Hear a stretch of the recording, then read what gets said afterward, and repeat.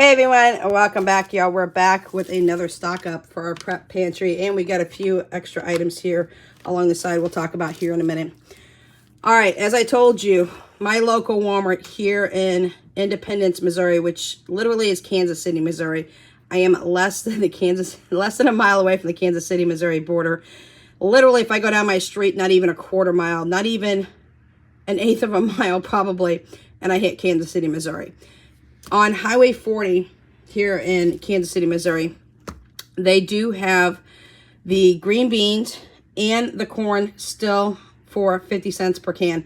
Everything else is still the same price it has been running lately. So went ahead and got 2 flats of green beans and 2 flats of corn. I have noticed a lot of feedback saying that they're out there, everybody's out there having problems with expiration dates as well. Now, a lot of people, there's controversial whether you look at your Best Buy sell date or you look at your expiration date, whatever you want to call it, and worry about it or not.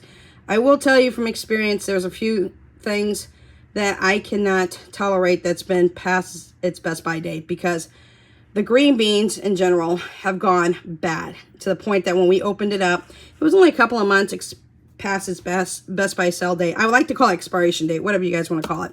But anyways, we couldn't have put enough seasoning in to save them. They were mushy, they were disgusting, we couldn't eat them, and I had to dump flats, and I'm talking flats. Flat has 12 in here, y'all. So I had to dump quite a bit.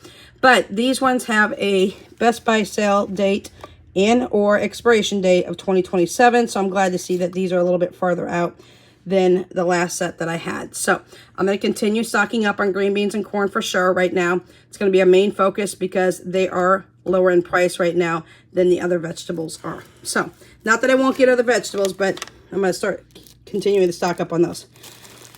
A head of green lettuce, not the best quality. Again, I'm getting a lot of feedback that other people are having problems with that. This looks like it had been frozen and then thawed at the store. Not a smart move for Walmart to be doing this, or the transporting companies to be doing this. Lettuce should not be frozen by any means at all. So it's a little bit like, it's not mushy, but it's not the best quality of lettuce. So I'm going to shut out the outside layer and get what I can on the inside and use what we need to. Roma tomatoes, just for us. Peppers, a little bit soft too. I'm going to go ahead and chop those, keep the seeds, dry the seeds out, and take the peppers and flash freeze them and put them in the freezer when I'm done doing that. Over here, sweet potatoes. Hopefully these will be going on sale here shortly in the next couple of weeks for Thanksgiving and also the holiday Christmas for December. And I'm hoping that they do go on sale, because when they do, I do tend to buy quite a bit of sweet potatoes. I do bake them, then I cut the inside portion out for my chihuahuas and I freeze them for them. My kids do not like sweet potatoes except for Jessica. She likes sweet potato fries, but she doesn't like them like this. She actually likes the frozen version of sweet potato fries instead of the homemade. 3 English cucumbers, not in bad shape. I wouldn't say they're in the best shape, but they're not in bad shape. This is just for us for the week and for my chihuahuas. They absolutely love sliced cucumbers. I use my mandolin slicer on a really thin slicing setting, and they'll eat these like chips, y'all, but it's really healthy for my dogs.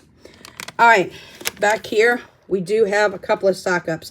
Now, as I've told you before, I will not do a big stock up on my sauces and my condiments. I did that in the past and had to throw more than half out because we didn't get to them in time. So, lesson learned from me. Mustard is a big one for me. Y'all know mustard is my favorite condiment on the planet. And ketchup, this is a can of ketchup that's going to go in our emergency stockpile along with the mustard. So, we have that over here. I have my diced tomatoes, tomato sauce, 29 ounces. Diced tomatoes down here. Normally I buy the 14, I want to say it was 14.8 or 14.9 ounce can, but I usually use 2 of those. Now, I only use diced tomatoes in 2 things. I use it in unstuffed peppers and I use it in chili. Or now, we don't use it. My kids don't like homemade tomato spaghetti sauce, so I don't do that as well. I give them the regular spaghetti sauces in a jar. That's just how my kids are. I don't understand. I grew up in Italy, so I particularly love homemade spaghetti. sauce, but I like it with the Roma tomatoes because I like actual homemade spaghetti, not even canned homemade spaghetti. So with that being said, I am going to move over to the 28-ounce diced tomatoes for moving forward instead of buying the 14.8 or 14.9 ounce cans that I currently have in my cabinet. All right, little talk over here about all these diced tomatoes. I'm just going to let you look at them. I got the tomato, the sweet onion. We have tomato, basil, and oregano. We have the Mexican tomatoes and all these other tomatoes here. So just letting you know, might want to add this to your stash pile or your prepper pantry or your cabinets, whatever you're adding it to, because sometimes you might run short on spices or might not have the spices on hand. These tomatoes are already with the spices and they're already marinated in the spices.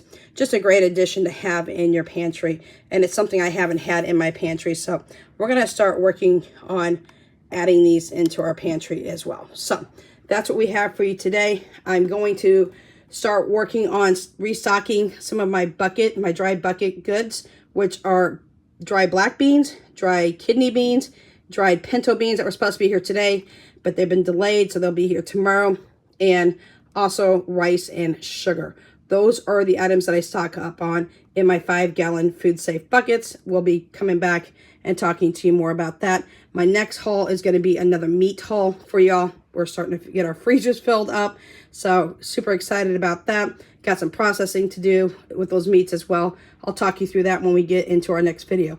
If you have any questions, comments, concerns, suggestions, always throw them down in the comment section down below. Catch you in the next video. Until then, Without Limits is out.